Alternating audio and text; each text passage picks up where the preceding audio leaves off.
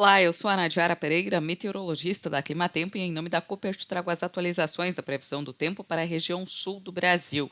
Durante este mês de outubro, as chuvas têm se espalhado mais pelo interior do país e, aos poucos, as instabilidades têm ocorrido de forma mais espaçada na região sul. Mas ainda assim, grande parte dos três estados receberam volumes moderados de precipitação. Algumas áreas aqui em tons de rosa, nesse primeiro mapa que representa o acumulado de precipitação até este dia 24 de outubro, mostram volumes superiores a 100 milímetros.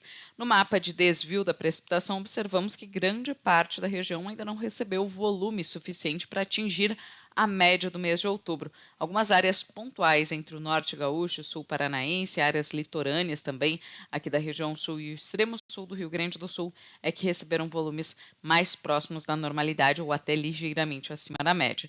Na água disponível no solo, observamos que grande parte aqui da região sul apresenta bons índices de água disponível, superiores a 60%, 70%. Inclusive, as áreas mais ao norte e oeste do Paraná, que vinham enfrentando uma condição mais seca, têm recuperado a umidade no solo, com as chuvas avançando um pouco mais para o interior do país. E agora, nos próximos dias, a tendência é que chova mais justamente nessas áreas que ainda estão um pouco mais secas do norte paranaense, porque temos agora um ciclone se formando próximo à região sul, sistema que vai avançar rapidamente. Concentra os temporais na região sul do Brasil apenas nesta quinta-feira. O risco maior para temporais aqui sobre o Rio Grande do Sul, Santa Catarina e até mesmo no Paraná é maior nesta quinta-feira. A partir da sexta-feira, o ciclone se afasta para o oceano e dá origem a uma frente fria, sistema que vai avançar pela costa do Brasil, organizando um corredor de umidade aqui no interior do país. E é esse corredor que deve trazer mais instabilidades para o norte do Paraná, com chuvas mais intensas e duradouras. Mas o risco para temporais diminui a partir da sexta-feira e nas demais áreas da região sul, inclusive, o tempo ficará mais aberto a partir do final de semana e o destaque vai ser o predomínio de uma massa de ar mais seco, que vai garantir tempo aberto e temperaturas mais baixas, porque é uma massa de ar seco e também ar mais frio proveniente aqui das áreas mais ao sul da América do Sul. Então, no Rio Grande do Sul e áreas de Santa Catarina, há previsão para bastante frio durante as madrugadas do final de semana, especialmente nas regiões mais elevadas, regiões de Planalto e também nas regiões serranas, além aqui da região da Campanha Gaúcha. As temperaturas máximas também devem ficar mais amenas neste período. E no período de 29 de outubro a 2 de novembro, a expectativa é de chuvas mais intensas na metade norte do Brasil, enquanto no centro-sul o tempo seco vai predominar. Então, na virada do mês, expectativa de predomínio do tempo seco em grande parte das áreas produtoras do interior da região sul. Chuvas previstas apenas aqui para a faixa leste, inclusive em áreas litorâneas pode chover um pouco mais forte, mas essa chuva não deve adentrar muito pelo interior da região sul. Então, como a umidade no solo está em elevação, tem previsão de chuva ainda neste primeiro período, especialmente nas áreas que estão mais secas, as condições de umidade devem ficar favoráveis à instalação dos cultivos, e essas janelas de tempo seco aqui na virada do mês devem favorecer especialmente o avanço do plantio do milho primeira safra e também da soja no interior da região sul. Durante esses próximos 90 dias, a expectativa é que continue chovendo de uma certa forma até regular na região sul do Brasil.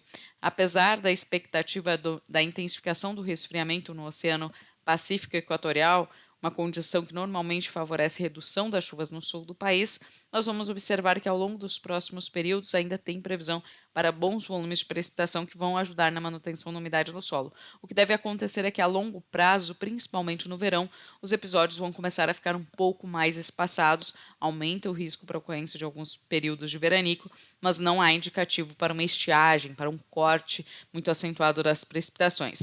Na região de Vacaria, no Rio Grande do Sul, temos previsão de chuva agora entre esta quinta e a sexta-feira. A chuva reduz no final de semana, o tempo abre, a temperatura vai ficar um pouco mais baixa durante as madrugadas, mas depois volta a se elevar rapidamente. A chuva deve retornar entre o final da primeira semana de novembro e a segunda semana do mês, especialmente em meados do mês tem previsão para volumes bastante significativos e frequentes de precipitação. A chuva deve reduzir um pouco mais aqui em dezembro e aí sim a gente observa que entre dezembro e janeiro as chuvas ficarão um pouco mais espaçadas, com menores volumes, inclusive podem ficar abaixo da média para o período, mas não há um indicativo para grande corte. Apenas aqui no início de janeiro tem previsão para uma janela um pouco maior de tempo seco, algo a ser monitorado. E na região de Tibagi, no Paraná, tem previsão para um bom volume de chuva, especialmente nesta sexta-feira, depois as instabilidades diminuem e a chuva deve retornar com maior frequência a partir da segunda semana do mês de novembro.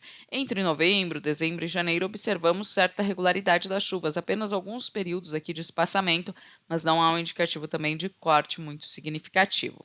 Esses são os destaques da previsão do tempo para o sul do Brasil. Volto na próxima semana com novos destaques. Até mais!